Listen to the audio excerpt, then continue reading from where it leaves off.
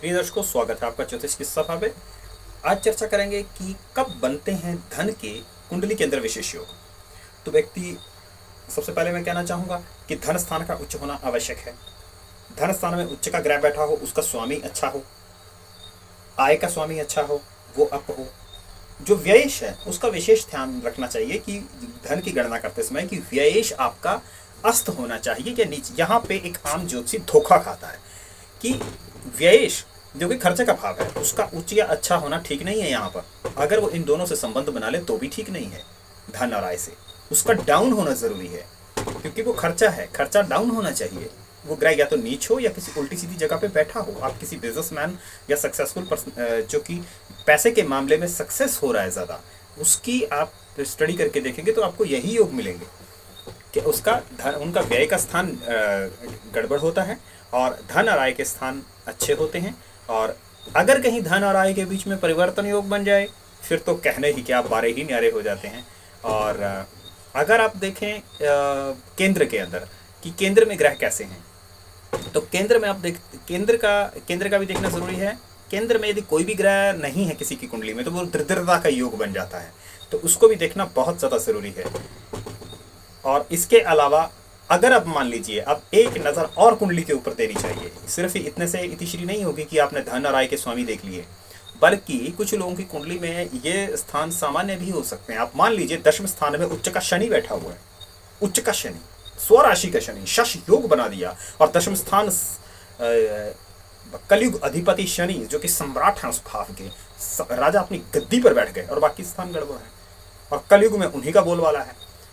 तो क्या व्यक्ति के पास धन की कमी होगी? नहीं। तो ये कुछ बेसिक चीज़ें हैं। व्यक्ति के पास चेयर होगी, ये सिंहासन योग बन गया यहाँ पर। ये ऐसी चेयर होगी जो बहुत ही ज़बरदस्त चेयर होगी, लेकिन वो व्यक्ति धन के पीछे दौड़ेगा नहीं, धन के पीछे उसका ध्यान नहीं होगा। इसका मतलब ये है, ऐसा योग किसकी कुंडली में पाया जाता है? जिनके की 10वें स्थान में उच्च का है, लेकिन धन के पीछे वो दौड़ेगा नहीं, लेकिन धन की कोई कमी भी नहीं होगी और यश कीर्ति और चेयर ऐसी होगी जो इंटरनेशनल डंका बजेगा।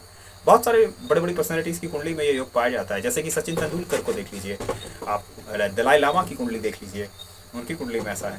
अब पैसे की कोई कमी नहीं होगी, लेकिन पैसे के पीछे ऐसे नहीं कि आप कमा रहा है कितना और ये कितना, वो अपने काम की तरफ ध्यान देंगे, लेकिन पैसे की कोई कमी नहीं होगी। और चेयर के ऐसी होगी जिसमें नेम एंड फेम होगा। अब यही योग लक्ष्मी निवास मित्तल की कुंडली में भी है।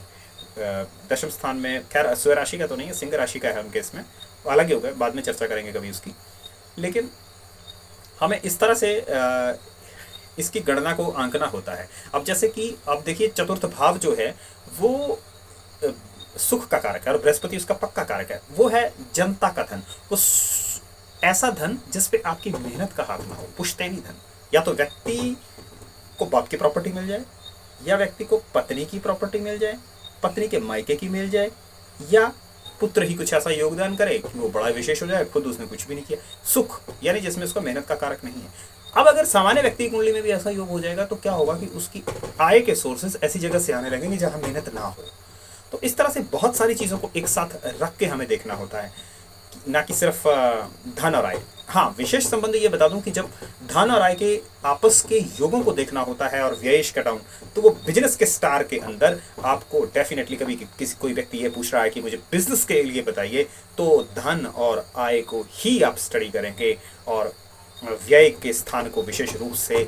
जैसे कि अब आप किसी भी बिजनेसमैन को देख लीजिए, धीरूभाई अंबानी की कुंडली के अंदर वो वहाँ बैठ करके 10वें स्थान में उच्च का शनि बैठ करके आपके उनके आय को देख रहा है। यही स्टार अनीता अंबानी की कुंडली के अंदर है, 10वें स्थान में शनि, और जब से और वो आय को देख रहा है उच्च दृष्टि से। शनि इतने बड़े शक्तिशाली, और वो जो बैठे हुए धन स्थान में वो भी स्वराशि के शनि जो कि कलयुग अधिपति और सम्राट हैं शनि। जबकि मुकेश अंबानी की कुंडली में उतना स्टार नहीं है। आप रिजल्ट आते हुए देख रहे हो कि जब से अनीता अंबानी ने बागडोर संभाली, रिलायंस इंडस्ट्री की कितनी आगे गई। जबकि मुकेश अंबानी के हैं, ठीक है, लेकिन वैसे नहीं। अब फेंकने के लिए तो बहुत सारे लोग लंबी फेंकते रहते हैं, सबको पता है कि मुकेश अंबानी एक स्टार ये है। लेकिन अगर प्रैक्टिकल प्लेटफॉर्म पे बात करें, अगर अनीता अंबानी रिलायंस इंडस्ट्री की इतनी भागडोर उनके हाथ में ना हो तो सक्सेस रेट रिलायंस इंडस्ट्री का कम हो जाएगा। और जो अनिल अंबानी हैं, अनिल अंबानी के खुद के स्टार डाउन हैं। अगर वही बिजनेस, अब मैं बोलना नहीं चाहता क्योंकि I am not their adviser, जैसे मुकेश अंबानी ने कर रखा है। मुझे लगता है कि आप समझ गए होंगे कि मैं क्या कहना चाह रहा हूँ। मुकेश जो अनिल अंबानी हैं डूबे, उनका खुद का कारण यही है क्योंकि खुद के जो धन और आय के स्टार हैं बहुत ही ज़्यादा डाउन, बहुत ही बुरी हालत है। आप राहुल गांधी की कुंडली को देखिए, मोदी जी का मुकाबला करने की कोशिश करते हैं, लेकिन धन और आय के स्टार बहुत ही ज़्यादा डाउन है। केंद्र में भी नीच के ग्रह बैठे हुए हैं और वो उच्च किसको कर रहे हैं, दृष्टि मार के शनि, वो व्यय स्थान को। तो और जबकि मोदी जी की कुंडली को देखिए तो कहने क्या है, वहाँ पे सिंहासन योग योग, वो अब देश का प्रधानमंत्री बनने के लिए सिंहासन योग चाहिए या नहीं चाहिए।